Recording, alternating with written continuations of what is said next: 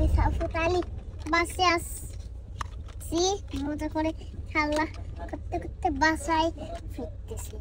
গত কয়েকদিন আগে সাফওয়াত আলী স্লিপার বাসে করে আমি বগুড়া থেকে কক্সবাজার যাই। আজকে আমি নওগাঁর গাড়িতে কক্সবাজার থেকে বগুড়ায় ফিরবো। আমি প্রথমে বলে নিচ্ছি, সাফওয়াত আলী প্রত্যেকটা কাউন্টারের নাম্বার আমার স্ক্রিনে এবং কমেন্ট বক্সে দিয়ে দিচ্ছি। কক্সবাজার কেন্দ্রীয় বাস টার্মিনাল থেকে প্রতিদিন 2টা গাড়ি উত্তরবঙ্গে আসে।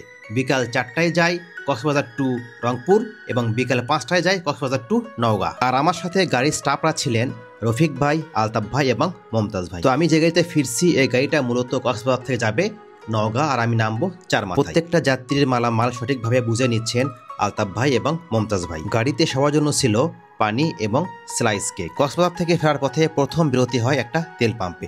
এখানে ওয়াশরুমের পাশাপাশি হালকা নাস্তা করার জন্য একটা ফাস্টফুডের দোকান আছে এবং নামাজের ব্যবস্থাও আছে। এরপরে 25 মিনিটের একটা ব্রেক হয় হোটেল নূরজাহানে। এখানে আমরা রাতের ভারী খাবারটা খেয়ে নিই। ফেরার পথে সর্বশেষ বিরতি হয় ফুড ভিলেজে। ফুড ভিলেজে আমরা সকালের নাস্তাটা সেরে নিই। সর্বশেষ বগুড়া 3 মাথা নিরালা ফিলিং স্টেশন থেকে সাফওয়াত আলী পরিবহনের তেলগুলো লোড করা হয়। ওনাদের কাছ থেকে শুনলাম এখানকার তেল নাকি খুবই ভালো এবং ভেজাল মুক্ত। তো আমরা সর্বশেষ বগুড়া 4 মাথায় বাস থেকে নেমে যাই, কারণ বাস যাবে নওগাঁ আর আমরা যাবো মাটিরালিতে। এই জন্য আর কি এখান থেকে নেমে একটা অটোতে করে বাসায় চলে আসি। সর্বশেষ ধন্যবাদ জানাবো নোমান ভাইয়ের প্রতি, কারণ অনেক ক্রাইসিস মুহূর্তে নোমান ভাই টিকিটের ব্যবস্থা করে দিয়েছিলেন।